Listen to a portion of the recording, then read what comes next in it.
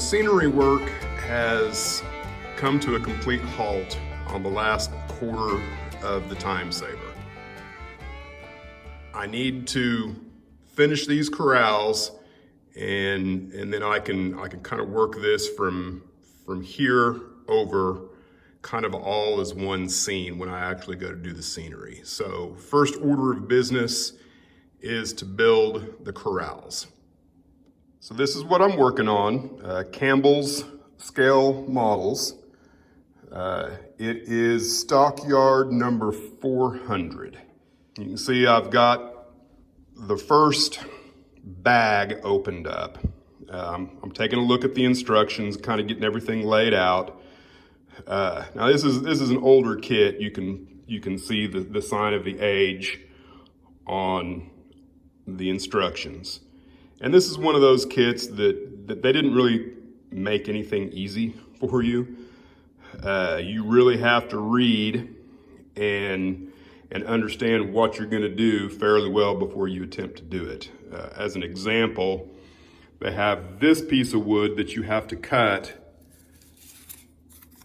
in order to get these two pieces and then glue the halves together. So, and you know, they don't really tell you that you're going to have to cut this in half. You kind of have to figure that out on your own. So that's what I'm doing now, is I'm getting everything laid out and kind of getting a game plan for what's going on.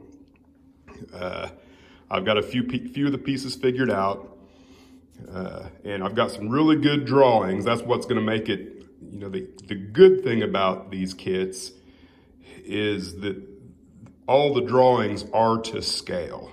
So if you had no materials whatsoever, you could, in theory, build this kit more than once just by purchasing your own wood.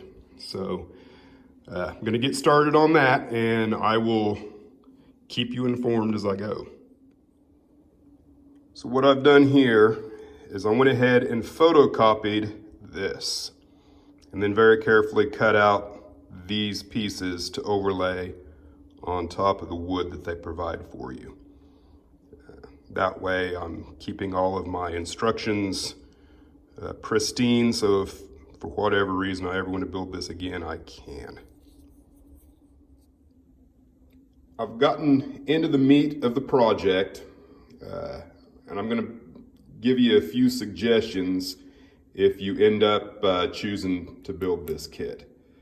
My first suggestion would be don't purchase an older kit unless the price is significantly cheaper than what a new kit from Campbell's would be. Because the newer kits have laser cut parts, and so I think it's just going to be a better quality kit. And you know, so for instance, this whole assembly, you got two halves here that have to be glued together. These get butt jointed to the bottom of these two pieces. You have to cut that 90 degrees here, this angle here, the same thing over here. You know, you're butt jointing things together. And then this piece, this is wall A5 in the instructions. There are no pictures of A5 anywhere in the instructions. 0 pictures. You have to kind of glean some facts together and then figure out that these two pieces that you butt jointed together match the style of wood that is here and here. So, you know, on a frustration scale of 1 to 10, this part of the build has been a solid 7. I'm going to get through it, but you know, I guarantee the newer kit that will have probably this whole thing here as one solid laser cut piece would be 10 times easier. I would have been finished with this structure probably, you know, in an hour. And I'm probably in hour 3 or hour 4 getting all this just figured out. before I could even glue it together. So that's where I'm at right now. You can see just as far as the progress goes, I've used silverwood stain for this wood piece and this wood piece, because this is all the same style wood here and here. And then I'm gonna go in with just a white, an antique white color here, and then after I've got the paint put on, put the stain on. I should get a different result than I did here. I guess I should go ahead and show, I did brace up everything. There's no suggested bracing in the instructions at all. And I can tell you, these things here, extremely flimsy. I had no hope that they would ever hold together through the gluing up process. So I did what I could to make it as sturdy as I could. All right, I'll show you more when I've done more. I've got the first layer of paint and weathering on. I'll try to get in here close for you. You can see, if I can get my pointer in here. Always try and get the paint up underneath the clapboard, if at all possible. That way the outside edge of the clapboard is what has weathered away, which is the way nature would actually do it. You know, and this is, if you've watched anybody else's video, this is all just common techniques, making sure that up at the top the paint hasn't weathered away as much, because there should be an eave overhang. You know, at the bottom you're going to have more weathering and more rot at the bottom. So I've also got the floor here. Again, I've used Builder and Square silver wood is the stain that I've used on everything. You can see that I've had my 1, 2, 3 blocks on top of it, making sure it kind of dries straight. Now it's got these strange wet dots on it. I'm sure with successive layers that will be fine, because you probably won't even be able to see inside the building anyway. So that's where I'm at the moment. I'm gonna do a few more things with the weathering, kind of make the bottom a little yuckier probably. I might sponge on some things. I think I've decided to go ahead and leave what I'm calling the add-on building. I think this is where the scales go. This whole thing is the scale house. There's not a wall, an interior wall through here. So I'm not sure whether or not I'll put an interior in or not. I'm gonna kind of play that by ear. But I'm gonna do just a few more things to the painted walls and I'll get back to you. I've done a few more layers of stain on the floor. You can see I still ended up with some strange markings as a result of using the 1, 2, 3 blocks as it dried. So, boys and girls, turn your project upside down to weigh it down. Because I'm sure what happened is that the stuff underneath the 1, 2, 3 blocks evaporated at a slower rate than what wasn't covered by the 1, 2, 3 blocks, and it just kind of left a strange pattern. Again, it's not going to be too big of a deal because it's going to be inside the building, and I will also come in with some powders and kind of make this whole area dusty and dirty. What I've got going on with the building itself, I've several more layers of the silver wood, and then I went in at the bottom with I believe it's some filters by MIG or Ammo, I can't remember. I think AK. I think it's AK Products, a wood stain. I just went in the bottom in a couple different places here and there to make it a little more like it's had moisture, or maybe even, I don't know, water and manure on the inside of the building seeping out. Got some signs added in. Pennzoil. I don't know what that is. Most of these I can't even read, even with my magnifiers on. Like that sign, I have no idea what that says. Might say "we card here," which would make no sense for this building, but there it is. Now, Sperry Farms. This is the first sign that I have created on my own with an illustrator. It ended up being too big, but my plan is to put it here. And it's about a 1/4 inch too long. I don't know if I just mismeasured or I don't know how to use the program very well yet. But this structure is named after my grandfather, Earl Sperry. As a small child, I have very fond memories feeding the horses and the cattle. Granddad had a farm, and I grew up on that farm. And so therefore, maybe even at some point on the larger layout, I may try and scratch build a portion of that farm. At least the house and the structures, where there's a chicken coop and some other things that were probably even more dilapidated than this particular building is as I grew up. So that's further down the road, but I'm gonna redo this, get it to where it'll fit in here. And then this wall here is the one that you're gonna be looking at the most as you operate the module.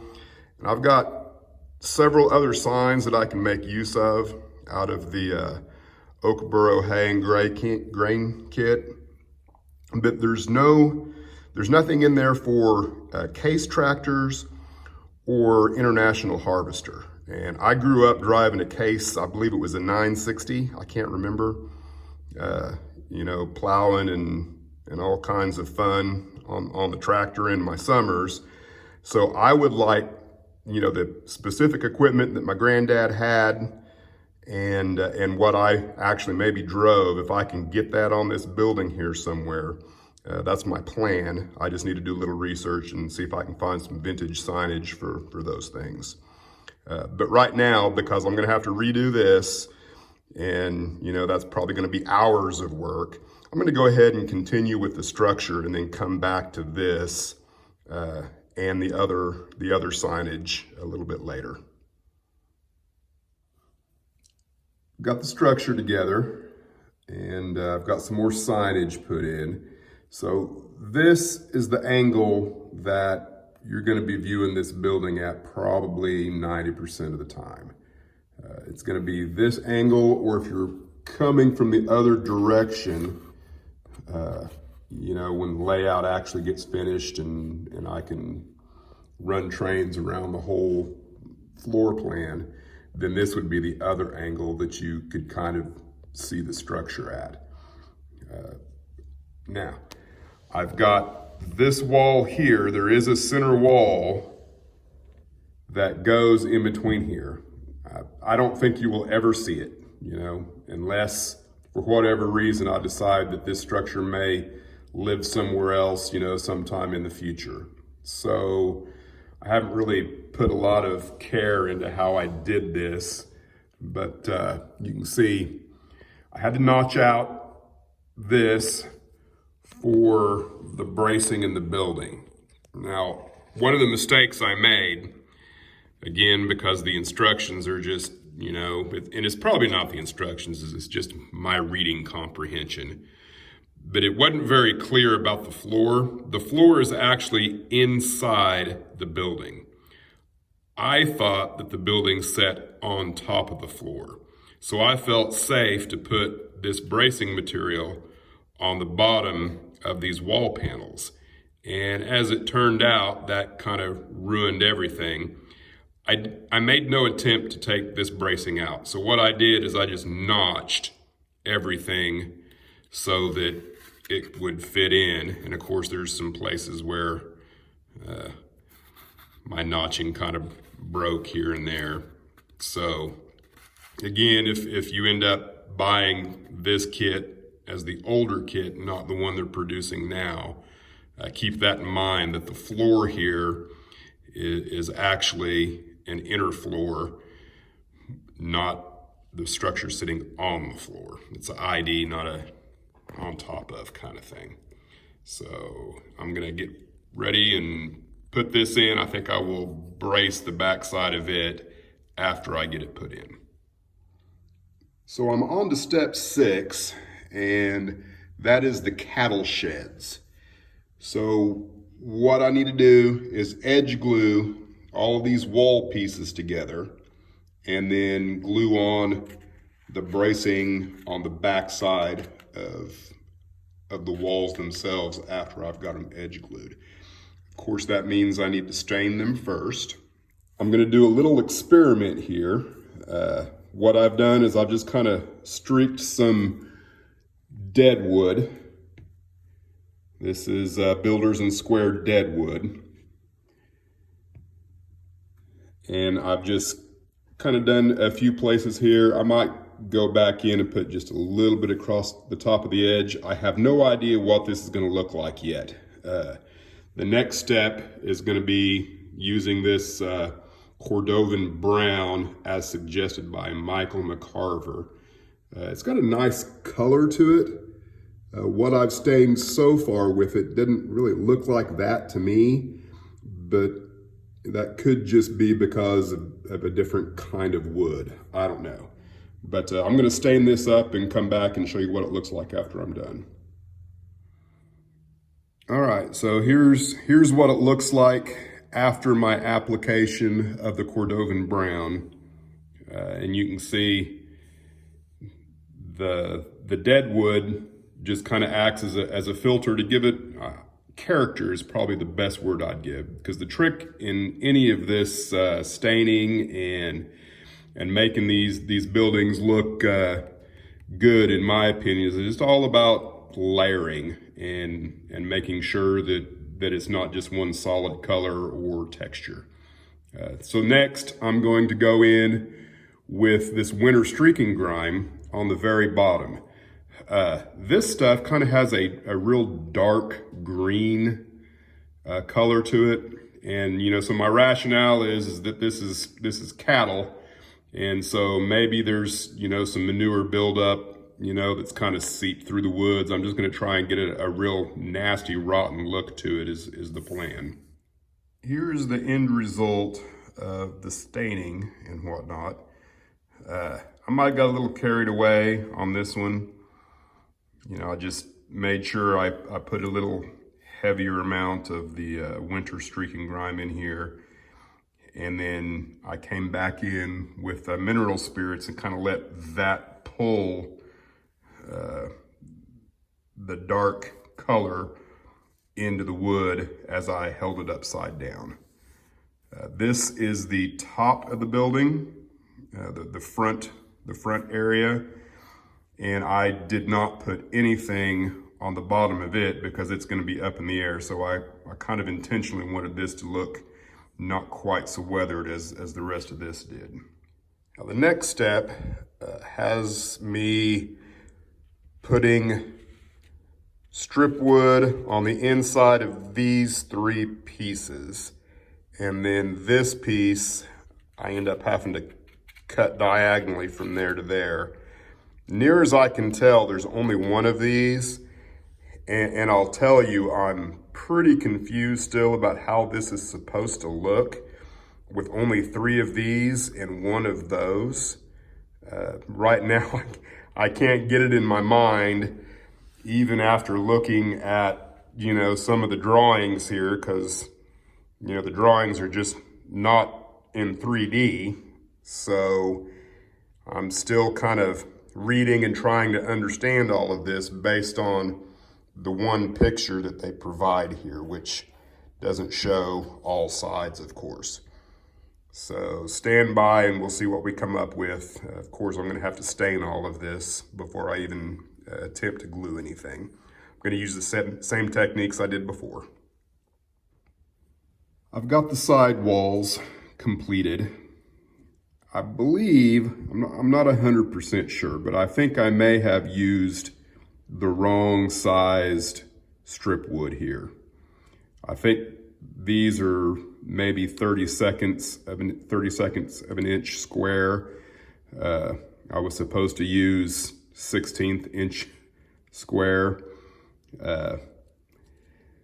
Very little difference between this and what I was supposed to use. I'm going to be able to make it work, I think, regardless. And you can see what I ended up with after my staining, very similar to my walls here.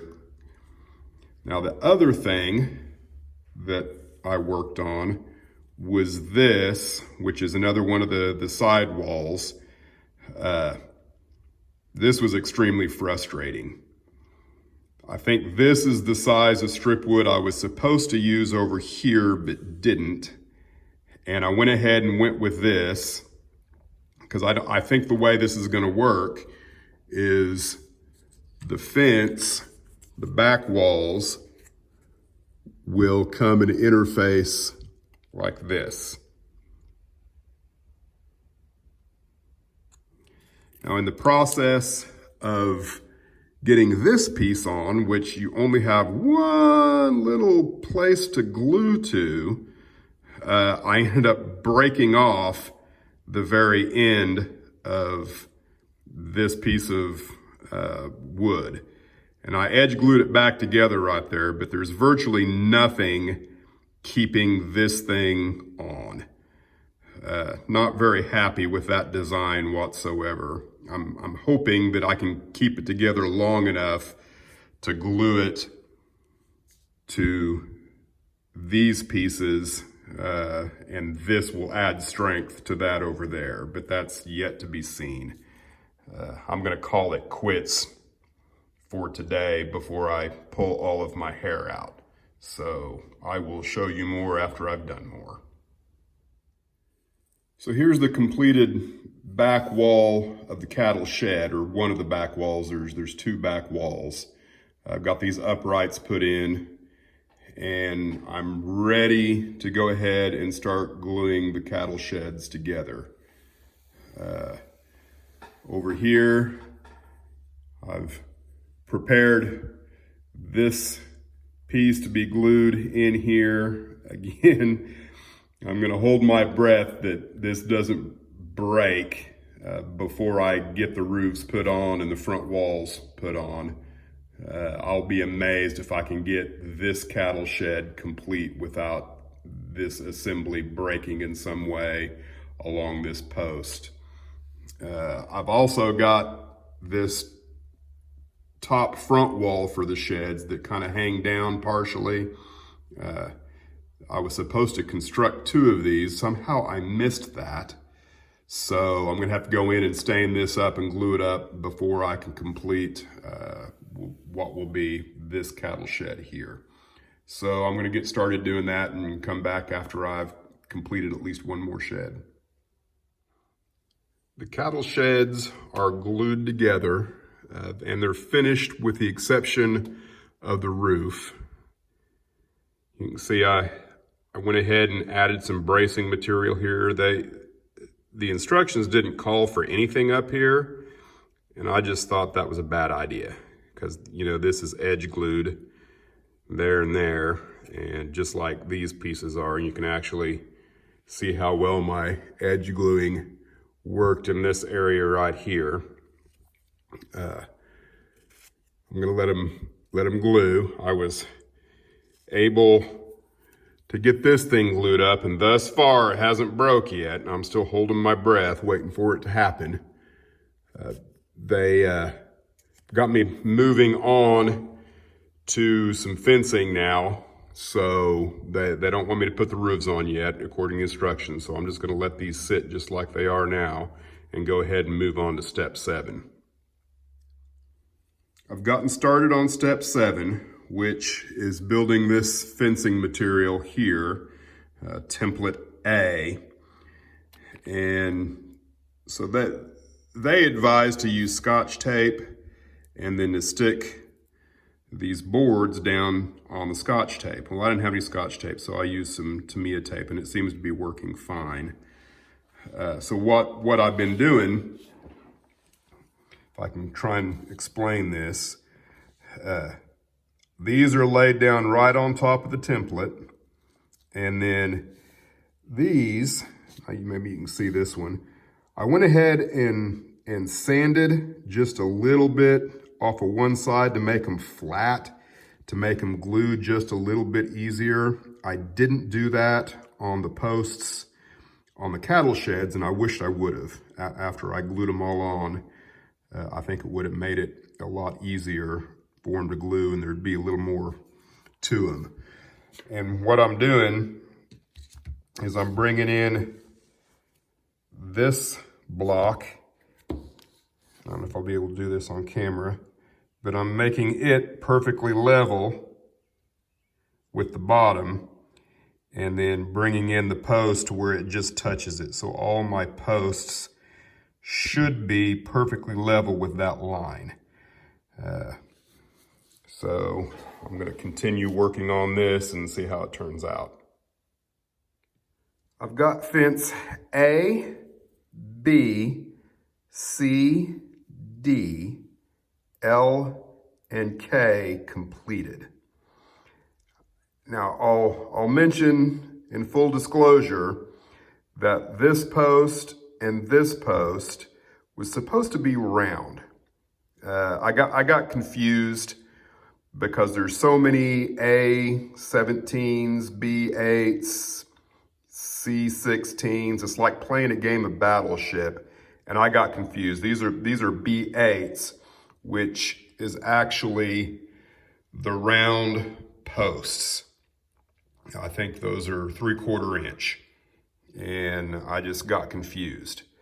So I'm gonna go ahead and call it quits. I still have an E, an H, an F, a G, and then all of the gates that I'm gonna have to make as well.